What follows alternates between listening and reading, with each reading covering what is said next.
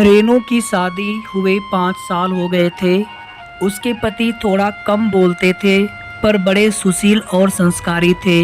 माता पिता जैसे सास ससुर और एक छोटी सी ननद और एक नन्ही सी परी भरा पूरा परिवार था। दिन खुशी से बीत रहे थे। आज रेनू बीते दिनों को लेकर बैठी थी। कैसे उसके पिताजी ने बिना मांगे 30 लाख रुपए अपने दामाद के नाम कर दिए जिससे उनकी बेटी खुश रहे। कैसे उसके माता पिता ने बड़ी धूमधाम से उसकी शादी की। बहुत ही आनंदमय तरीके से रेनू का विवाह हुआ था। खैर बात ये नहीं थी, बात तो ये थी कि रेनू के बड़े भाई ने अपने माता पिता को घर से निकाल दिया था क्योंकि पैसे तो उनके पास बचे नहीं थे। जितने थे उन्होंने रेनू की शादी में लगा दिए थे। फिर भला बच्चे माँ बाप को क्यों रखने लगे। रेनू के माता पिता एक मंदिर में रुके थे। रेनू आज उनसे मिल के आई थी और बड़ी उदास रहने लगी थी। आखिर लड़की थी, अपने माता पिता के लिए कैसे दुख नहीं होता। कितने नाजों से पाला था। उसके पिताजी ने बिल्कुल अपनी गुड़िया बनाकर रखा था। आज वही माता पिता मंदिर के किसी कोने में भूखे प्यासे पड़े थे।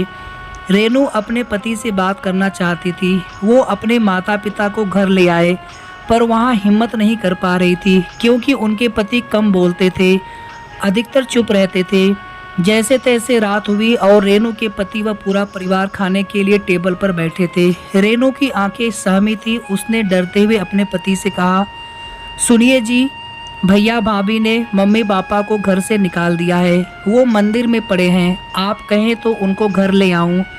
रेनू के पति ने कुछ नहीं कहा और खाना खत्म करके अपने कमरे में चले गए। सब लोग अभी तक खाना खा रहे थे पर रेनू के मुख से एक निवाला भी नहीं उतरा था। उसे बस यही चिंता सता रही थी, अब क्या होगा। इन्होंने भी कुछ नहीं कहा।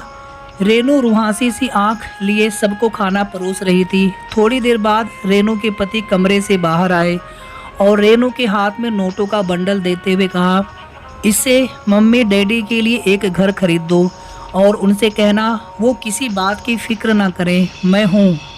रेनू ने बात काटते हुए कहा, आपके पास इतने पैसे कहाँ से आए जी। रेनू के पति ने कहा, ये तुम्हारे पापा के दिए गए ही पैसे हैं, मेरे नहीं थे, इसलिए मैंने हाथ तक नहीं लगाए।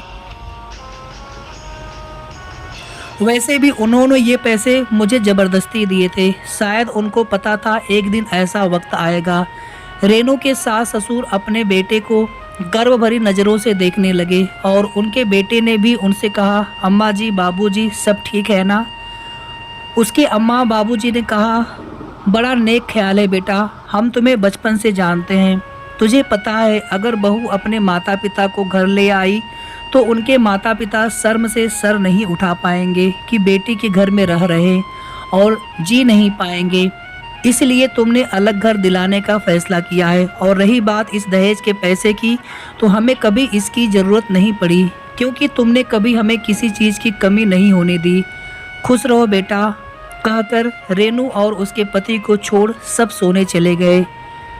रेनू के पति ने फिर कहा, अगर और तुम्हें पैसों की ज़रूरत हो तो मुझे बताना और अपने माता पिता को बिल्कुल मत बताना घर खरीदने को पैसे कहाँ से आए।